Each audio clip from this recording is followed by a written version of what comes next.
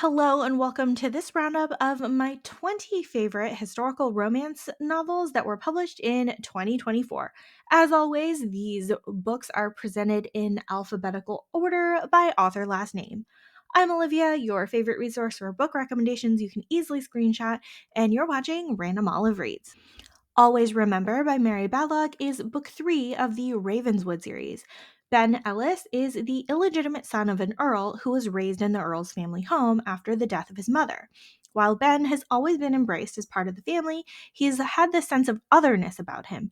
After a huge family scandal, he goes with his younger brother Devlin to war, where he met and married the woman carrying his child. After she dies of an illness, he comes home as a single father to a young girl.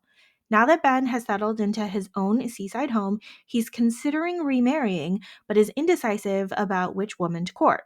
He's hoping that a visit to his family home for the summer will help him make a decision. While he's there, he meets Lady Jennifer again, the sister of a duke who had married his sister. Jennifer is disabled after a childhood illness and gives off a cheery disposition. However, a chance conversation between Ben and Jennifer has both of them spilling their secrets to a near stranger and becoming friends because of it. This book is a delightful, slow build of friendship, trust, and love, despite their differences in social station. We get to see Ben be a doting father to his child and see that child grow attached to Jennifer as well. If you're a fan of quiet, slow burn romances, this one is another great book from Mary Balogh. Good Duke Gone Wild by Bethany Bennett is book 1 of the Blue Stocking bookseller series. I'm always a fan of this secret novelist trope, especially when one is particularly popular. Caro secretly writes erotic novels, gets tossed out by her vicar father, finds refuge in her cousin's bookshop, and somehow develops a crush on a handsome duke. That handsome Duke Dorian also has been somewhat pining for Caro and awkward as hell about it. But then he needs to hire someone from his favorite bookshop to catalog and sell his late wife's book collection, and Caro is sent for the job. While the flirting and attraction between Dorian and Caro is fairly straightforward, we get to read a much more interesting plot involving Dorian's late wife and the affair she had been having before she died. There's mystery, teamwork, and problem solving and spice all in one book. Isabelle and the Rogue by Liana de la Rosa is book 2 of the Luna Sister series. Middle sister Isabelle is often overlooked by everyone, making her perfect for sneaking around English manor houses looking for useful information to aid the Mexican government. While Isabelle and her sisters have fled Mexico for the safety of England, she's doing her best to aid in any way possible. Unfortunately, that puts her in the sights of Captain Sirius Dawson, who has his own assignments to learn about the potential connections to the French government. Sirius has cultivated a reputation as a rogue as he seduces his way into information and thereby earns Isabelle's disdain. However, when he spends more time with her, he finds there's a lot more to her than it seems, and he develops a newfound respect and appreciation for her intellect. There's a lot of hiding and spying and getting stuck together in precarious circumstances, and pretty soon a fiery affair begins. Super steamy and emotional and perfect for all the overlooked blue stockings. The Love Remedy by Elizabeth Everett is book 1 of the Damsels of Discovery series. Lucy is the intelligent and outspoken owner of an apothecary, and she has hired an investigator to find out who has stolen one of her recipes. Jonathan is a prize fighter and single father who takes on the job. While Lucy suspects that a rival apothecary has stolen the recipe, since the scoundrel had run off with a different recipe in the past, Jonathan isn't so sure this time. As part of Jonathan's payment, he and his daughter take up residence in the empty apartment above the apothecary. We get a fun mix of characters here with Lucy's siblings, Jonathan's daughter, and the shop girl who works there, and I enjoyed seeing them all interact. While the romance between Lucy and Jonathan is slow burn, I appreciated seeing Jonathan support Lucy's intellect while also providing emotional support. We also get to find the answer of the mystery of the missing recipe while catching up with a few of our favorites from Everett's previous series. A Most Improper Duchess by Olivia Fleur is book 2 of the Tales from Honeysuckle Street series. Arlie is a serious and stuffy duke who doesn't usually socialize, but is somehow roped into some travel research in Paris for his neighbor's travel agency. To avoid being mobbed by young misses looking for an eligible duke, he's dressed as a commoner during the trip. And when he's at a bar in Paris, he sets eyes on a beautiful woman, but he doesn't have any money to pay her for her company. Vivian is a ballet dancer and courtesan who hasn't had a steady patron in a while, so she's looking for someone who could provide more support than the seemingly penniless Arlie. He bargains with a jeweled cravat pin that she show him some of the sights of Paris for his travel guide. In the course of spending time together, Arlie is easily smitten and enjoys the carefree man he becomes when he's with her. He very quickly proposes marriage and brings Vivian back to London with him, with the surprise that he's actually a very wealthy duke. Vivian ends up needing a lot of tutoring and adjusting to cope with Arlie's position in society, which causes a bit of strife, but she's willing to make it work to stay with Arlie. Wake Me Most Wickedly by Felicia Grossman is book 2 of the Once Upon the East End series. This one is a Snow White retelling where Solomon Weiss is the innocent dandy who needs rescuing. He's trying his absolute darndest to help his older brother achieve his ambitions while also working at a new job with the prominent Jewish families in town, and also flirting with the rogue of a woman who saved him from being robbed. The infamous Hannah runs a pawn shop and is also an informant for hire to the thugs of the night. Despite her unsuitability for Saul, he pursues her anyway because he can't get her out of his mind. She's determined to keep Saul away because of her reputation, but he's an incorrigible flirt and succeeds in at least seducing her into a physical relationship. Things take a dangerous turn for Saul when he gets chased into the night in what feels like more than just an ordinary robbery. While we have initial suspicions of who the villain could be, it's still a huge letdown for the ever loyal Saul. The Worst Duke in London by Amelie Howard is book 3 of the Taming of the Dukes series. Evangeline is a social outcast and prefers country life with her animal shelter, but her younger sister Viola is itching for a London season. Their father insists that Viola is only allowed to go if Evangeline does too. Viola's terrible suitor decides to use the debt he's owed by the destitute Duke Gage to tell him to convince and distract Evangeline. It's a messy deal that gets even messier when Gage turns out to actually like Evangeline's outspoken personality. Also, these two people are attracted to each other to the point of distraction, and Evangeline is the one to propose a scandalous affair. There was so much super steamy, flirty banter here. I love this book. Viscount in Love by Eloisa James is book 1 of the Accidental Bride series. If you like stories with chaotic, outspoken children, this book is for you. Dominic is an emotionless and stern Viscount who has custody of his sister's orphaned twin children. Luckily, he's already engaged to a proper lady to help raise them. Except the proper lady is appalled by the children and wants to send them away, and then ends up jilting the groom anyway. Dominic ends up trying to convince Tori, his would have been sister in law, to marry him instead, since she has already developed a relationship with the children. It takes a lot of convincing to make it happen, despite the lust and attraction being apparent from the start. The falling in love part takes a bit longer on everyone's part, but it's super emotional once they figured it out. The family dynamic here is one of my favorite parts of this book. The Lord Who Adored Her and Other Love Songs by Charlie Lane is book 5 of the Art of Love series. Lord Atlas just wants to hire a cabinet maker to finish the repairs on the dower house at his family estate so it can be rented out and so he can leave town. He's an injured soldier who's hiding his pain and sorrows from his family as he helps them restore their finances. Instead of just hiring an artisan, he ends up marrying her instead. Clara is a widow who's run away from her controlling father-in-law with her young son. She's the daughter of a skilled cabinet maker, so she's qualified to assist in renovations, but ends up needing the protection of Atlas and his family. They decide on a marriage of convenience, knowing that Atlas plans to leave once his work is done.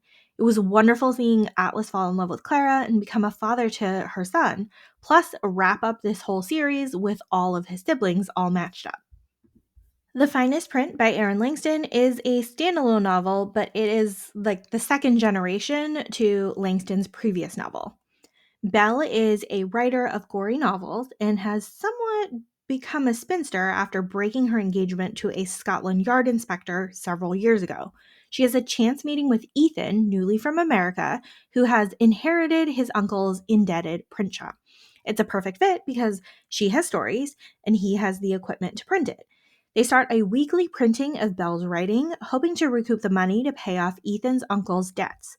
I loved the fated meeting of these two and how perfectly they suit each other's needs, and the respect that Ethan has for Belle's work. The romance here was soft and sensible and soothing in all the best ways. It's clear that these two have an equal partnership and make a great team. Belle's family is strong and supportive, just as we would expect them to be, and I also loved the found family of the print shop crew. When the Earl Desired Me by Lydia Lloyd is book 3 of the Rake Chronicle series. This one is a second chance romance between an Earl and a former maid in his house who he has not seen in 13 years. Augustus and Olivia had a secret relationship many years ago until she disappears out of the blue and leaves him heartbroken. It turns out she received a note from him dismissing her and asking her to leave. Clearly, he was not the one to have left this note, but it doesn't change the fact that she's left the country. She's back now as a lady's companion, and these two have a chance to reconnect. Augustus is determined to never let her out of his sight again and is serious in his intentions for her. It also turns out that his rakish reputation is not what it seems, and I love how he reveals all of this to Olivia. This was super steamy and sweet all at once. My Season of Scandal by Julianne Long is book 7 of the Palace of Rogues series. Catherine is the daughter of a country doctor, and she's in London to find a husband, and she has an optimistic outlook for the season while staying at the Grand Palace on the Thames. While it seems unlikely she'll get along with the grumpy Dominic, who's also staying at the boarding house, he admires her cleverness and wit when they converse in secret alcoves at various balls. He's got a sordid history and a scandalous reputation, despite his well spokenness at Parliament defending the rights of young laborers. He's grumpy and jaded and definitely too old for Catherine, but he can't help being drawn to her. Despite his own reservations, he continually finds ways to protect and care for Catherine. And his ultimate grand gesture is one for the ages in this book. The Prince's Bride by Charis Michaels is book 2 of the Hidden Royal series. Gabriel is a French prince who's been hiding away in a cave in a forest for the past 15 years and pretty much a hermit. He very much does not want to rescue the lady who he thinks might be a victim of highwaymen, but the screaming finally gets to him and he does.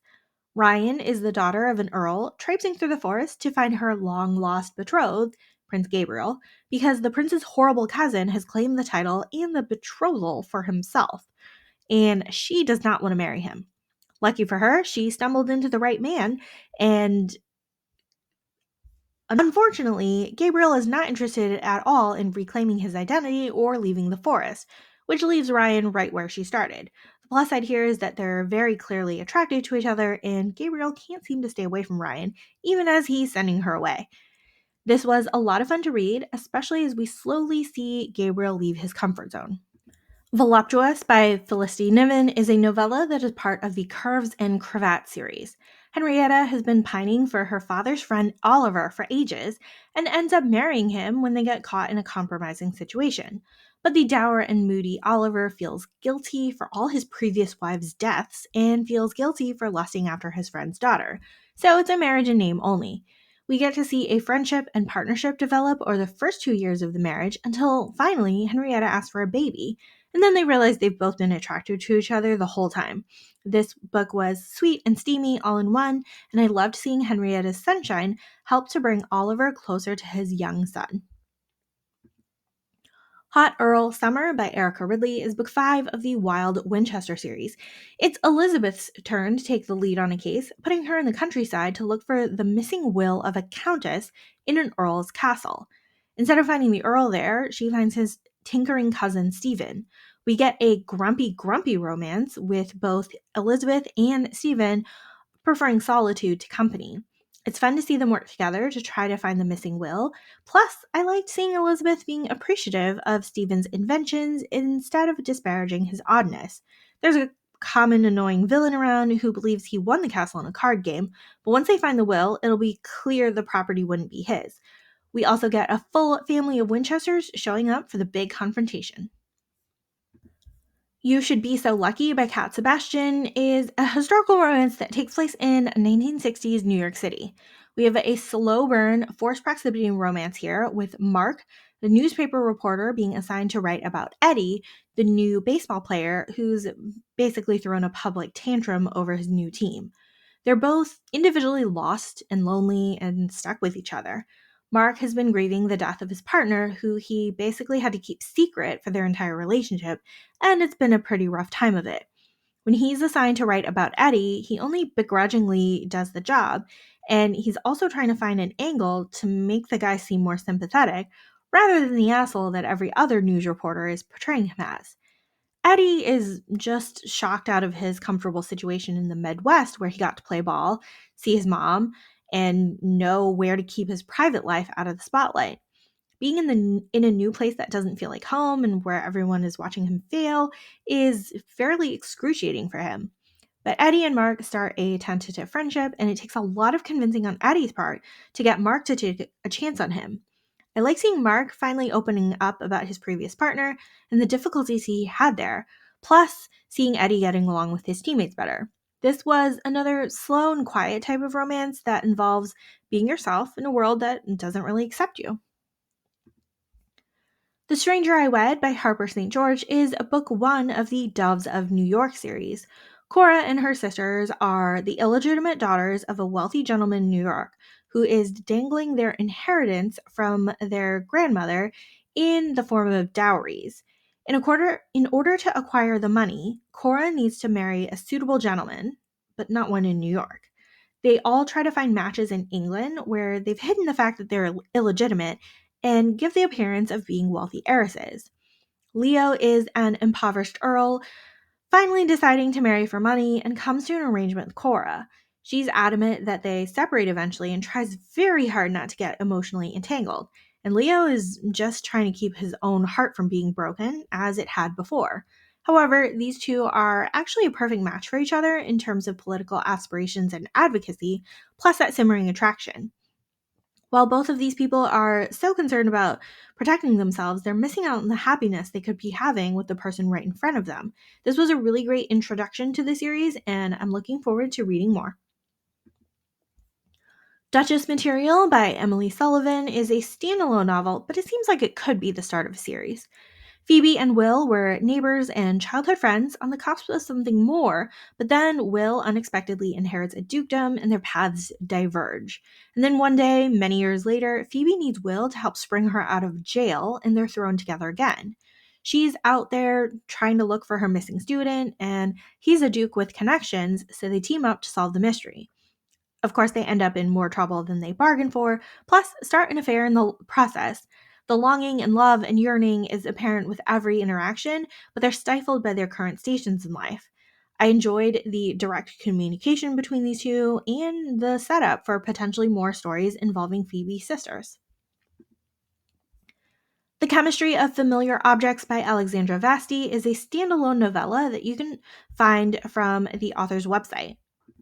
Emmeline and Robert share a building for their respective professions. She's a chemist and he's a printer. They are total opposites and do not get along at all, except for the part where they're inexplicably drawn to the other person. Emmeline starts the day by telling Robert that she's purchased the building and he's being evicted, but by the end of the day, they're chasing after thieves that are stealing Emmeline's work. We get a 2 or 3 day wild goose chase with these two grumpy, outspoken people actually finally talking to each other, and more than talking to each other. This was super fun with lots of hijinks. Seasonal Habits of Husbands and Honeybees by Emmeline Warden is book two of the Genus of Gentlemen series. We've got a marriage of convenience story here with Harrison, who's a heartbroken earl, and Phoebe, who just wants a business arrangement that's clearly spelled out. Phoebe would rather avoid all the anxiety-filled social obligations of the marriage mart and stay home and tend to her bees. Harrison is pretty quick to catch on to Phoebe's desires and gives her pretty much everything she wants. He has his own hangups about rejection due to his upbringing and is very much a people pleaser. Lucky for him, it doesn't take much to impress Phoebe, especially when she realizes that he understands her better than anyone else in her life. This was a really charming slow burn romance, and I enjoyed seeing these two get to know each other. Thank you so much for watching this video. Hopefully you found a book or two to add to your TBR. Links to all of these books are in the description box. Like and subscribe to get updates, and you can follow me on Instagram at randomolive.